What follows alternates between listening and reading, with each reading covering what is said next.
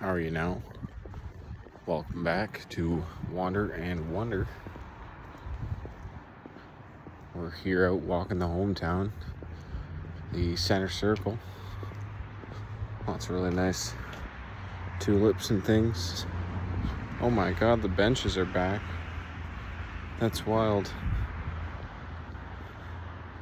Yeah, they took the benches out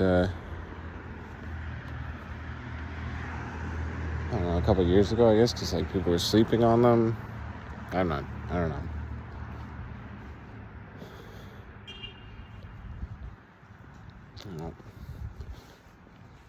Just wanted to say some things about some things that have been come to light for me lately. And that's the older you get, and that might be besides the point, but just in general, I guess, one has to live with the decisions that they've made. And there are various signposts in this path we call life. And one will point one way, the other will point the other way. And there's not always necessarily going to be one better path and one worse path. But when you're at that crossroads, like, you do end up making a choice. And once you've traversed, if you were ever to look back at that other path, to make the opposite decision, you have to realize that this decision that you're hoping to make has also changed. It's like the man who sits at the river metaphor. It's like the water he's looking at in the river after 10 minutes is not the same water that was first there when he first sat down. And so just like the river, this man has changed just by sitting at that river, by making that choice. And it can be like small everyday things, like just the choice to turn one direction or the other. And there is some weird sort of patternistic thing to life where if you listen really closely to your conscience, even just on a random walk, it'll take you somewhere significant.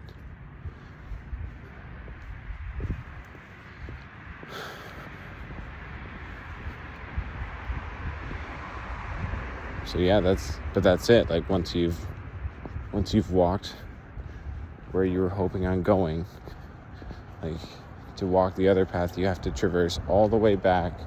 You have to get back to this starting point. It almost reminds me of the whole chaos and order thing. It's like, in order to put your life in order, as if like each part of life has all these different components, and that's something that you can make for yourself, like whatever components you want your life to be made up of. So you think like, okay, I've got the woman I love, I've got the shelter, my home where I keep my stuff, and then I've got my means of making an income, and then I've got my family, the people I care about, the hobbies, the things that I need to do. You can separate this into all these different compartments. And when your life feels out of order, it's like only natural for one to look at each individual compartment and think, what isn't working? Which compartment is specifically out of order and what can I do? But it's like you're physically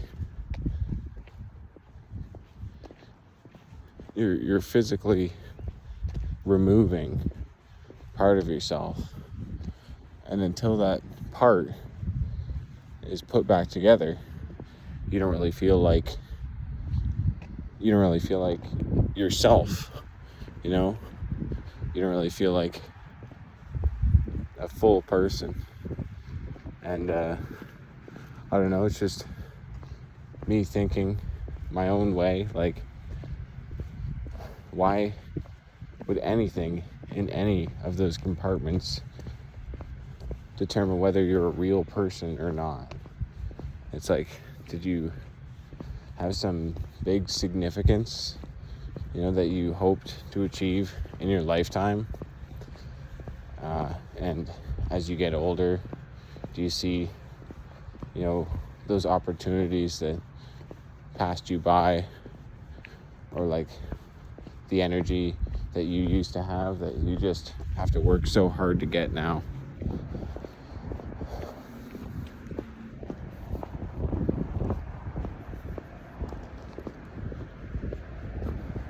Yeah, I really spun myself a web here, but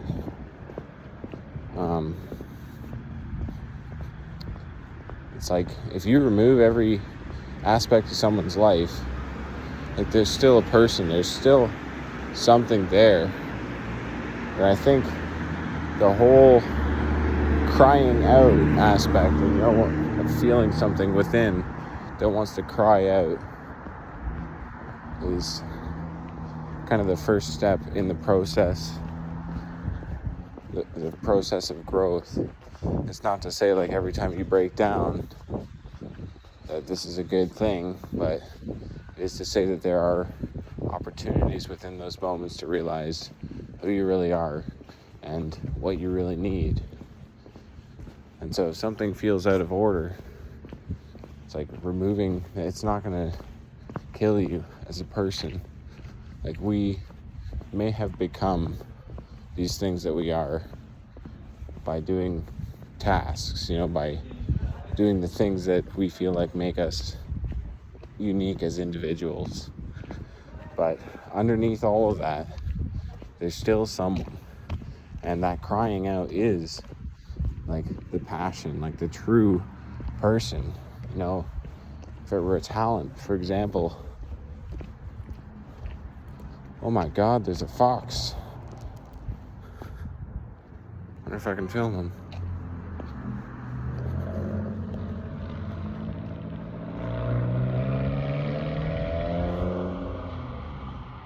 You can kind of see him. There he goes. I'm gonna follow the fox. This is a fun idea.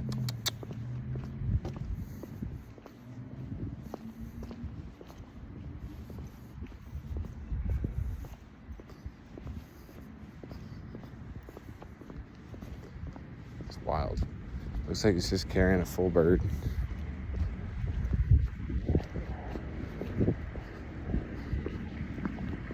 Oh, he's bailing out.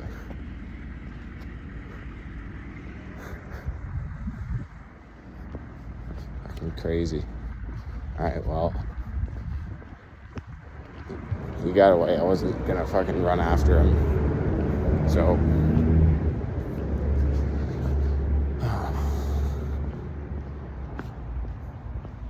just moments in reality, the unpredictable variables that make existence so interesting. These things that are forgotten, these random events and things that sometimes we're just not ready for because we're just so trapped in, like,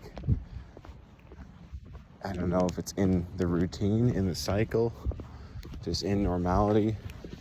But it's like, those people who make you who you are in terms of having a social life, like, are those opportunities even being utilized enough? Like, what do you really bring to the table if there's no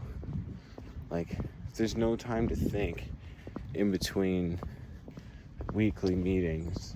If every single part of your time is just made up of being fully committed to all these different compartments, all these different actions that feel so essential to being like a complete person. But like, if every single time you're like visiting one of these compartments of your life, like, you're not bringing anything new to it, like, you're not organizing it, you're not putting it in the best order, it's like, there's something going on in another compartment that's affecting. And that's the thing, it's like this is maybe the masculine feminine sort of thing, but so the masculine brain is like trying to separate these, all of life into these compartments, or into these individual parts that make up a whole. But this whole, that's the feminine way of seeing. I'm not saying like girl or boy or male or female, it's like just like this way that it's thought of in symbolism. So the feminine way of looking at everything is as a whole and the interconnectedness of everything.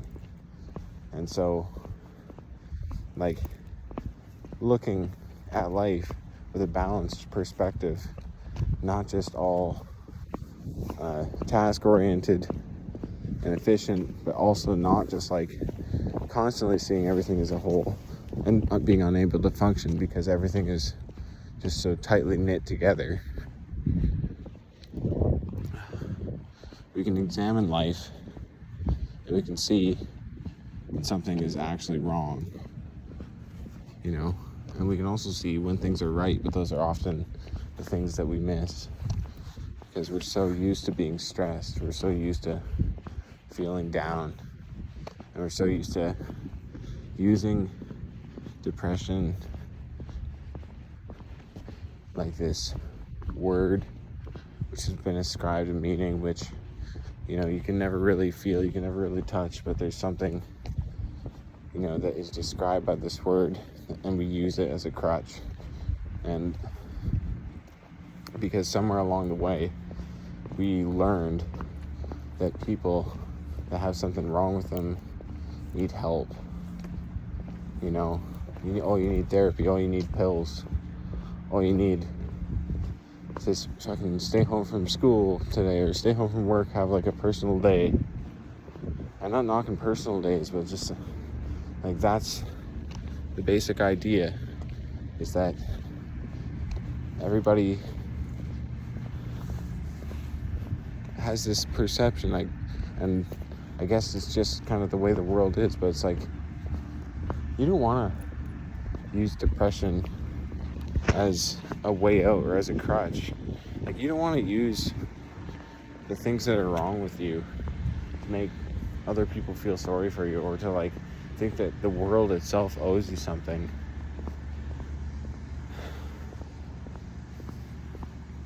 And like you don't need to pretend to be this moody, like dark, rough and tough person that has no regard for anyone. Like you don't need to pretend to be anything or anyone.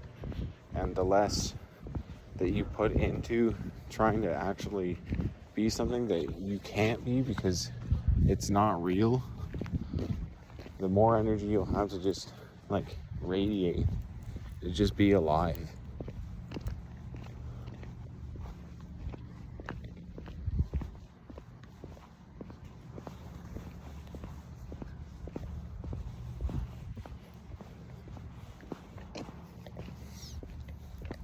And so there is like one aspect of life that I feel like I've neglected over the last couple months, and I think that's honestly just self-reflection. And I can claim exhaustion and say, I put time in for all these other things and there just wasn't enough time. But you know what, that's not true. Like there was enough time. What there wasn't was enough discipline, or enough just like belief that just by trudging onward, that you could actually like make something of yourself, or be.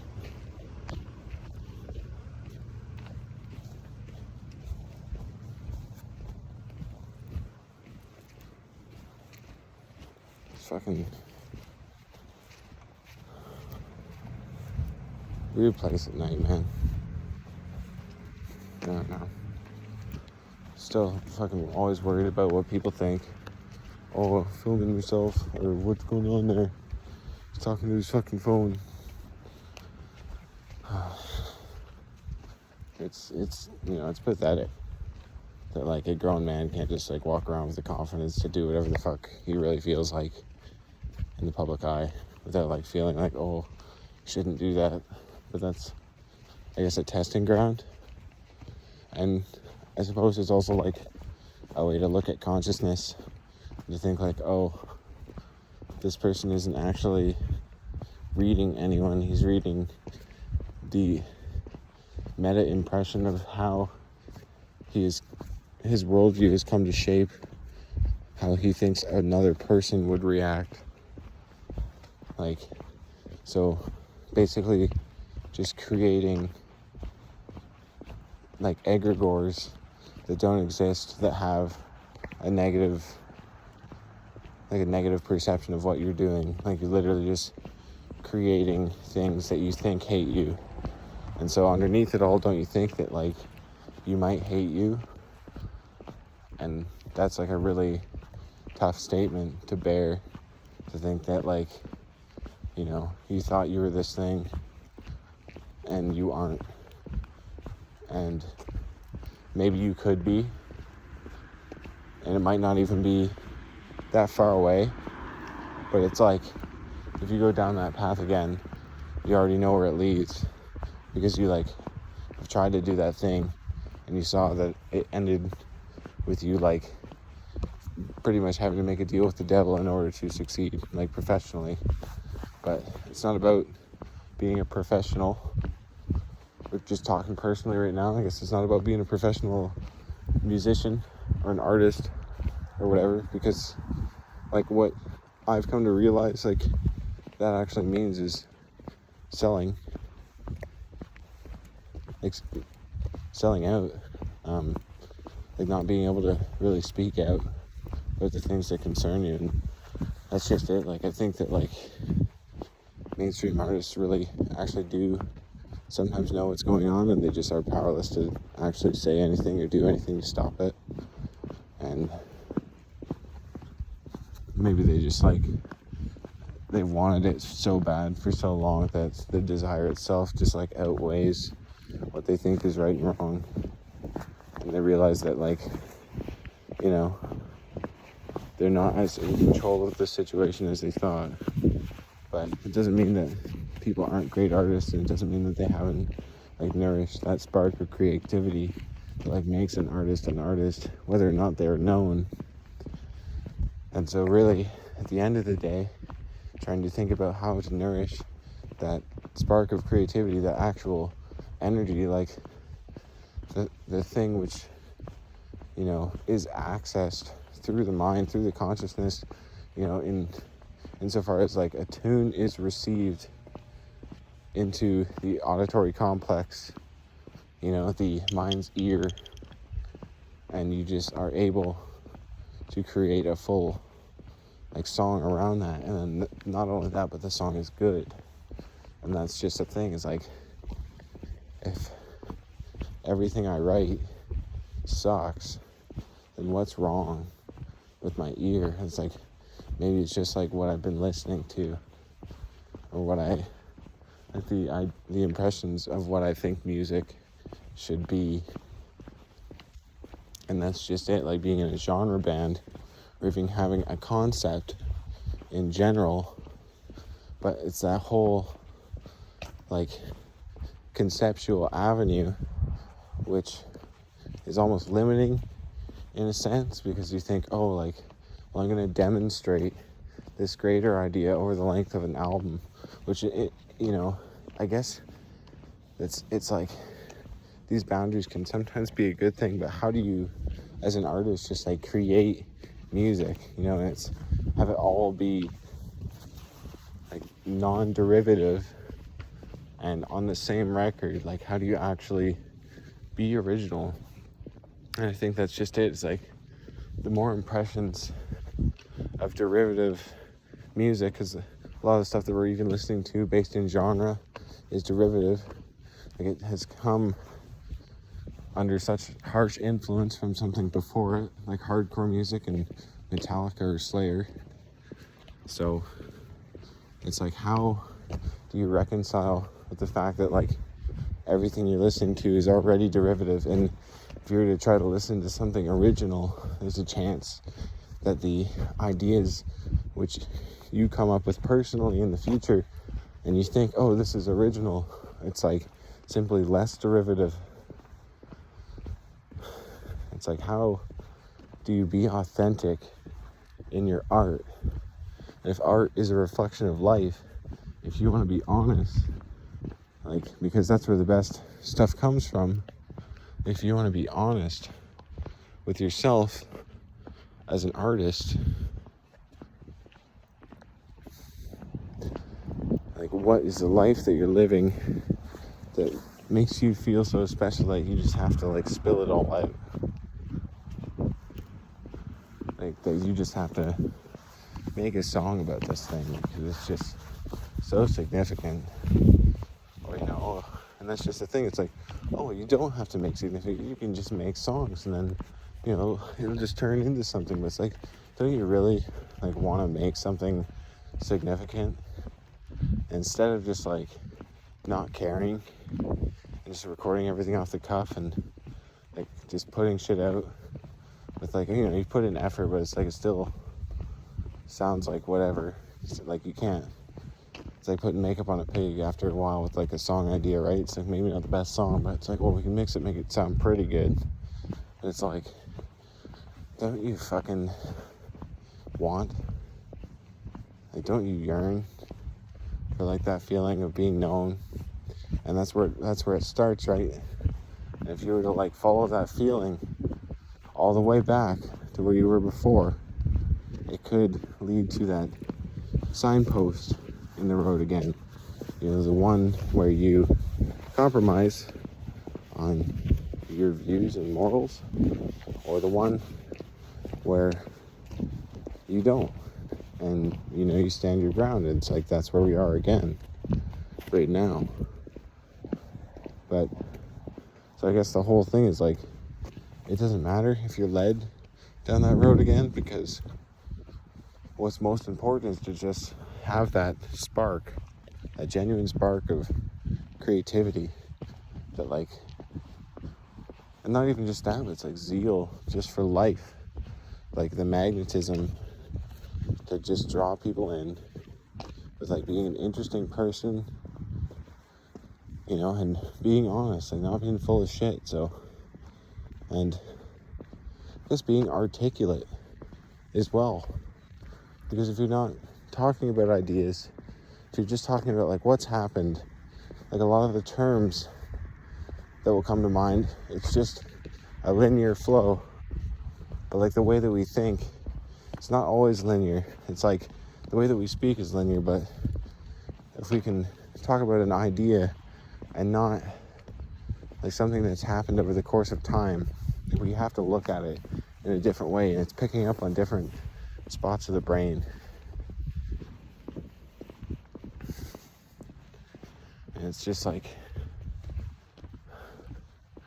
how can you do this without like feeling trite, like feeling like, oh, you're interested in this?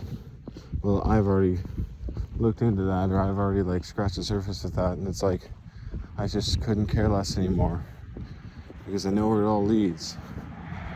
It's like any more conversations about DMT, or like astral projection, or like lucid dreaming, or like even just people telling me their dreams. And it's like, I know that these are significant experiences, but for some reason, like having just like gone down that road for so long, at this point it really feels like I couldn't care less.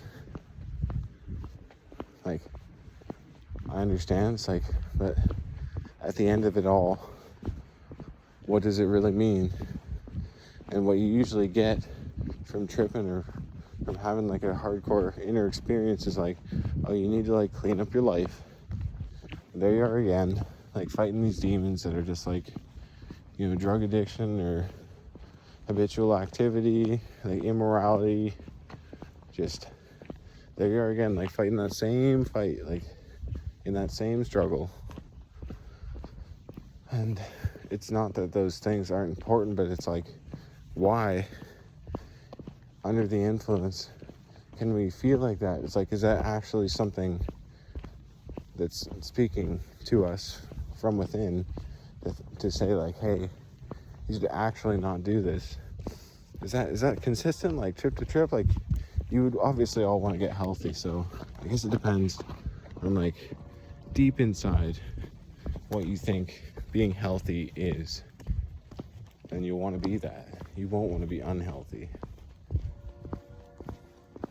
So, like, anyways, that's the trip. Like, that's the trip everybody gets on. And that one, yeah, the health trip. Oh, yeah, I need to do yoga. I need to work out. I need to get sunlight. I need to start eating better. I need to start sourcing locally. You know, all of it. I need to start counting my macros. I need to start waking up in the morning. I need to start journaling. I need to start bullet journaling. I need to start reading a book.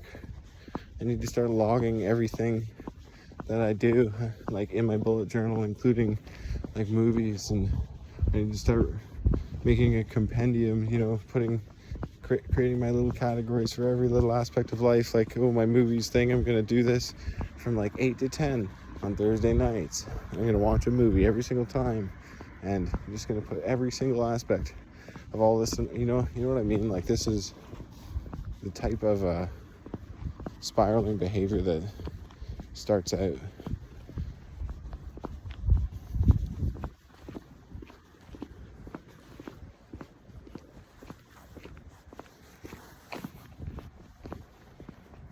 These are the things that we think that we should do. And so, who would we become if we were that person and we tripped again? You know? And instead of like all this shit telling you to be healthy, you just get something and it tells you like, man, you really need to get into a trade. And you fail the test of like getting into a trade, and you're like, fuck, I can't do that. It's just not like for me. Like, why the fuck not? Like, maybe you just bitched out and you said no to like that level up opportunity there, and you're like, no, like I like being a low level bitch. Like, that's it, right? Like, that's what you choose to do if you refuse to take that level up. And you know, all life's got you down shit. It's like, that's the other thing. It's like, you don't even realize every single time that life throws something negative at you, it's like, that's an opportunity to go deeper. Like, that's an opportunity to reach down from something within that conjures a feeling, like an emotion. And in emotions is strength. Like, there's a lot of strength in pain and in sorry, there's just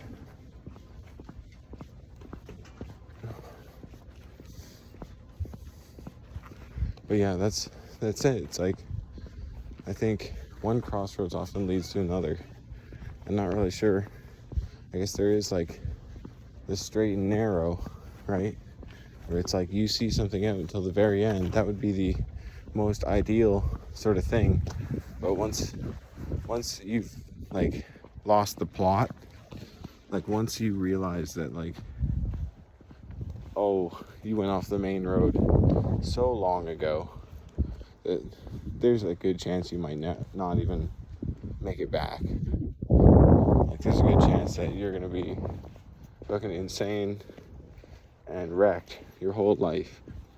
And like, why are you insane? Because you thought that like that would make you special.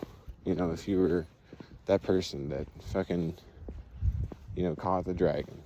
And having not met anyone in real life who's ever like tried to do that, it's like you took it upon yourself to create these frameworks and try to live within them until you realize that like whatever path this was like extremely depressing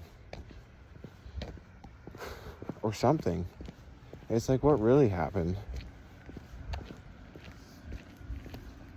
Like, was it just a lot of work, or did I start to like crave something institutional, like something which was like a structure laid out by someone else?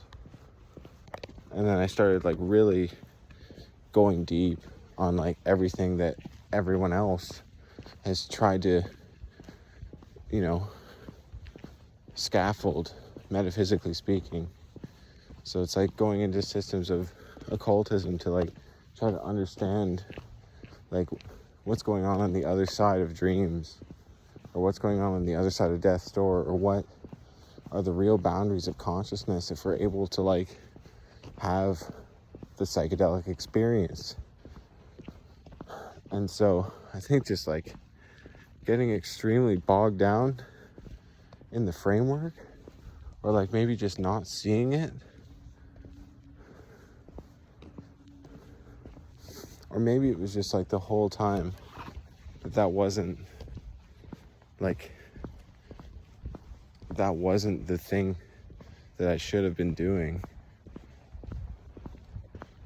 because like the nature of a mystery is to be mysterious. And so just not accepting that there are things that we can't possibly know, in a spiritual and a political, in like every single sense, psychological, that there are things that we just cannot understand. And there are so many things that are lost to time. And I suppose it's not so much that like our childhoods it's not so much like the historical record is lost to time, but what is actually lost to time is like the memories of our childhoods, like the crucial events that like determine the personality that we'd all have. And not just to say that like these events shaped us, but it's like we were already shaping. And so there was a way that was going to go. And those are like it's like another thing, right? Like another signpost in the road.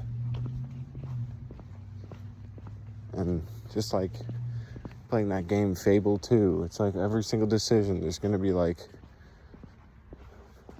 different roads that you can take, and you're going to become a different person. And it's like, at what point are you really going to look at yourself and feel like you have done enough?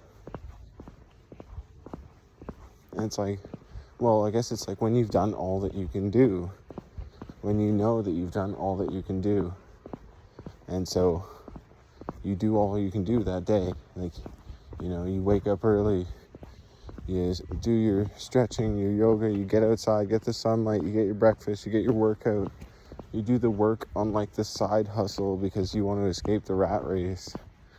And I guess when you're finished with everything,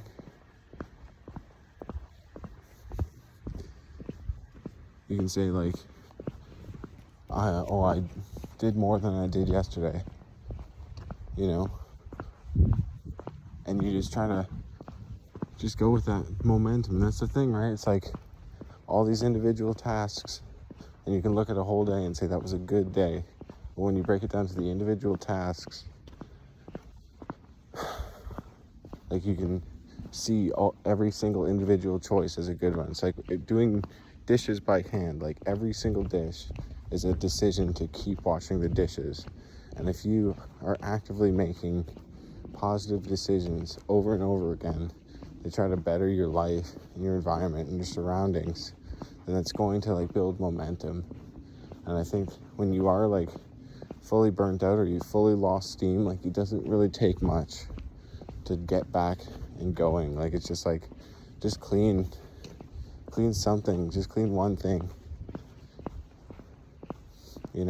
You'll see, cleaning the table, I have to do this, that, remove the cups, like wipe it down, it's like boom, you do that one thing, and you let that thing spiral. And this is like, that's I guess it's not just like a short-term view. Like, you don't just think, what can I do today? Although you do think that, but you have to look at like the long view. Like, if I were to do this every single day and be realistic, so if I were to do this X amount of times, for a year, for 2 years, like, what would be the result? And it's like the things that I've looked at personally. It's like, if you stop smoking pot and stop smoking cigarettes for like a whole year, you'd save like thousands of dollars. And it's like, well, shit, that's true. And it's like with every dollar that you spend, like, you're putting like your time, if you're on the clock at a job, it's like you're putting your time into something, in this case it's like a drug, which would like influence an experience, and you're looking for this experience through this drug. And so, like, I suppose, like, you're spending your time literally in order to find this place inside. And if you've tried to look for this place inside before without the drug and haven't been able to find it, that is like the definition of being an addict. I don't know. But I guess it's like weighing the pros and cons and not going overboard, just being, doing things in moderation and making sure that, like, whatever money you're spending is going, like, to a good place, to something that you stand behind. Like, I guess that's conscious consumerism or whatever. It's like, you're gonna buy things, try to get it as local as possible, try to get it as just natural as possible.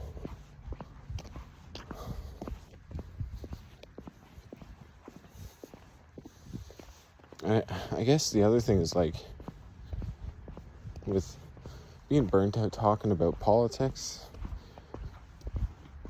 like, I feel like been in the game for so long, like, they're like, woke, or like the people who are awake per se. It's like, it's all just a show. And like, does it all really affect you?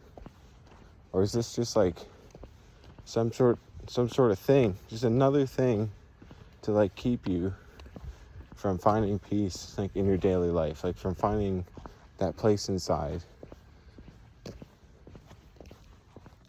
where you can actually connect to this thing that we all claim is real. And like, that is my claim, which is wild, because I don't treat it like it's real. Like, God or life force or heaven, if all this is within, and I'm just like not treating it like it's real.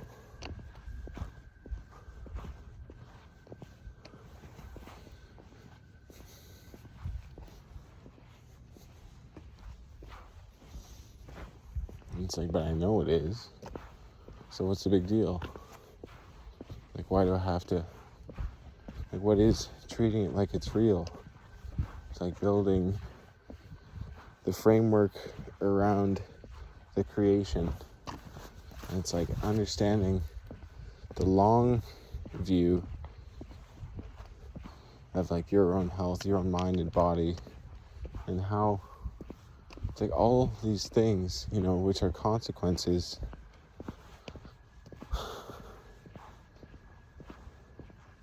all these effects, like low energy or like not being inspired or all these things, like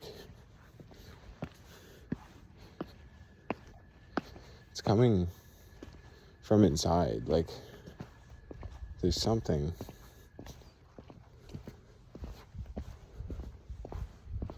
missing. Anyways, I suppose I've spun myself quite a web today. Just go outside, try to get some air.